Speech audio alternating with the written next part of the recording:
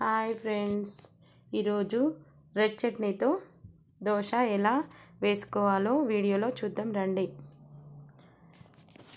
Red chutney అంటే ఇక్కడ పండుమిర్చి పచ్చడి తీసుకున్నాను. రెడ్ చట్నీ దోశకి కావలసిన ఇంగ్రీడియంట్స్: పండుమిర్చి పచ్చడి, దోశ బ్యాటర్, కొంచెం ఆయిల్, ఆనియన్ ముక్కలు. ఫస్ట్ స్టవ్ని వెలిగించుకొని ఒక ప్యాన్ని పెట్టుకోవాలి.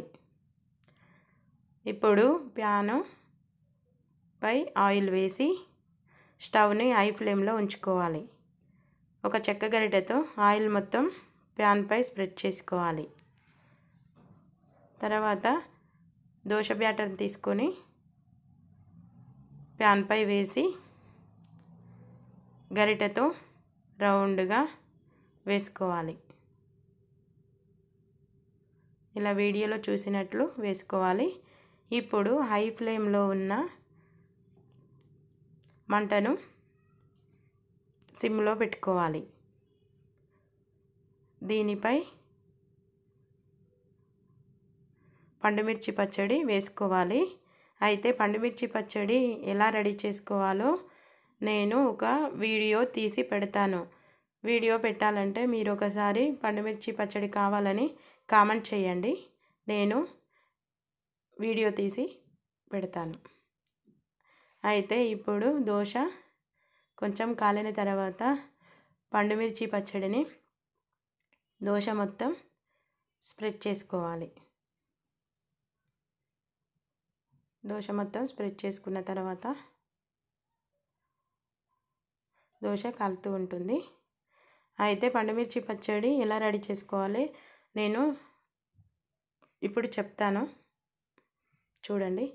కావలసినవి పదార్థాలు: బాగా పండిన పండుమిర్చీలు, కొంచెం ఎల్లిపాయలు, కొంచెం జీలకర్ర, కావలసిన ఉప్పు, చింతపండు.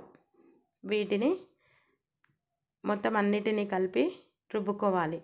అప్పుడు పండుమిర్చి పచ్చడి రెడీ అవుతుంది. అయితే పండుమిర్చి పచ్చడి అన్నంలోకి, చపాతీల్లోకి, టిఫిన్స్లోకి తింటారు, చాలా బాగుంటుంది. అయితే ఇప్పుడు రెడ్ చట్నీ రుద్దిన తర్వాత దోశపై ఆనియన్ ముక్కలు మొత్తం వేసి స్ప్రెడ్ చేస్తూ సిమ్లోనే స్టవ్ని అడ్జస్ట్ చేసుకొని కాల్చుకోవాలి. అయితే ఇక్కడ నేను దోశల్ని 2 టైప్స్ కాల్చాను. అయితే ఇది ఫస్ట్ దోశ 2 సైడ్స్ కాల్చాను. ఇప్పుడు ఆనియన్ ముక్కలు వేసిన తర్వాత కొంచెం ఆయిల్ని వేసుకోవాలి దోశపై. ఇప్పుడు కాలుతూ ఉంటుంది దోశ. ఇప్పుడు ఇక్కడ దోశ కాలిన తర్వాత టర్న్ చేసుకోవాలి. టర్న్ చేసుకొని రెండో సైడ్ కూడా కాల్చుకోవాలి. అయితే ఇప్పుడు ఫ్లేమ్ సిమ్లోనే ఉంచుకోవాలి. దోశను సిమ్లోనే కాల్చుకోవాలి. ఇలా కాల్చుకుంటే టేస్టీగా ఉంటుంది. అయితే ఇక్కడ ఆనియన్ ముక్కలు ప్యాన్పై పడతాయి 2 సైడ్స్ కాల్చుకున్నప్పుడు. అయితే ఆ ఆనియన్ ముక్కలు కూడా ప్లేట్లో సర్వ్ చేసుకోవాలి. ఈ దోశను ప్లేట్లో సర్వ్ చేసుకోవాలి కాలిన తర్వాత. అయితే 2 సైడ్స్ కాల్చిన దోశ చాలా టేస్టీగా ఉంది. అయితే ఇక్కడ ఆనియన్ ముక్కలు ప్యాన్పై పడతాయి. అవి కూడా ఆనియన్ ముక్కలు కూడా కాలిన ఆనియన్ ముక్కలు కూడా ప్లేట్లో సర్వ్ చేసుకొని తింటే చాలా టేస్టీగా ఉంటుంది.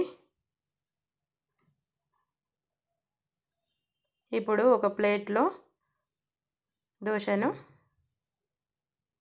వేసుకోవాలి.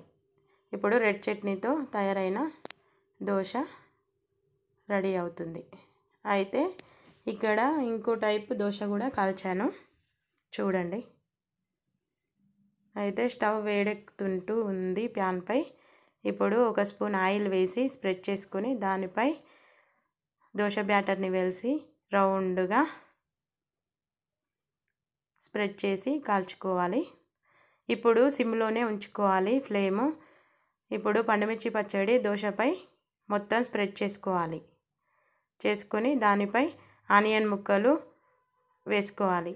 ఫస్ట్ కాల్చిన దోశ మాదిరిలాగానే ఈ దోశ పైన కూడా ఆనియన్ ముక్కలు వేసి ఒక స్పూన్ ఆయిల్ వేసి ఆనియన్ ముక్కల్ని ప్రెస్ చేసుకొని కాల్చుకోవాలి.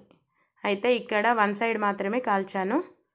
అయితే ఈ వన్ సైడ్ కాల్చిన దోశ కంటే టూ సైడ్స్ది చాలా టేస్టీగా ఉంది. సరేనా? ఈ ఛానల్ నచ్చితే లైక్ చేయండి, షేర్ చేయండి, సబ్స్క్రైబ్ చేసుకోండి. Okay, bye.